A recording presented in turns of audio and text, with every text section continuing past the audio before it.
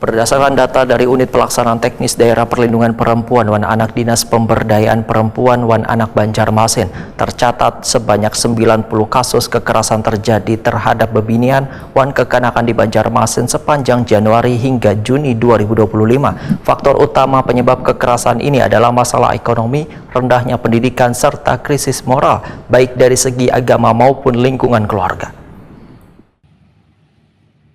Berdasarkan data dari Unit Pelaksana Teknis Daerah Perlindungan Perempuan Wan Anak Dinas Pemberdayaan Perempuan Wan Anak Banjarmasin, tercatat sebanyak 90 kasus kekerasan terjadi terhadap babinian wan kakanakan di Banjarmasin sepanjang Januari hingga Juni 2025.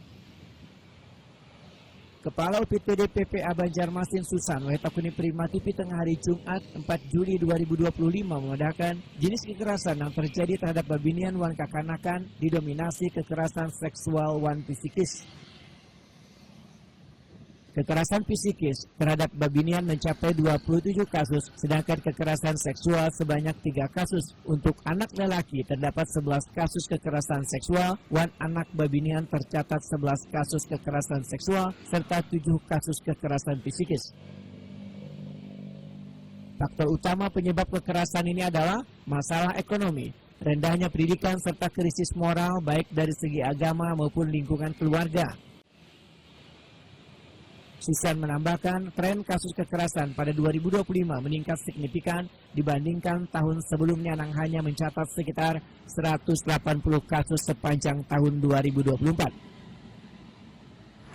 Faktor yang pasti sih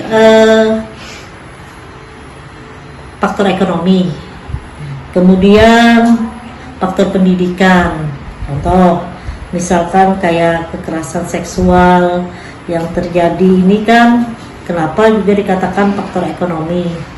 Karena kalau ekonominya rendah, secara otomatis pun misalkan kayak pelaku persetubuhan ayah kandung, ayah tiri ataupun tetangga, mungkin dia tidak ini ya, karena tidak punya duit tapi nafsu dia tidak bisa menahan, ya siapa aja bisa diumbatnya.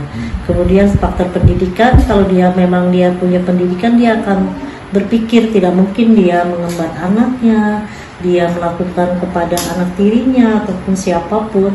Kemudian juga memang krisis moral, agamanya seperti apa dan dalam keluarga itu seperti apa.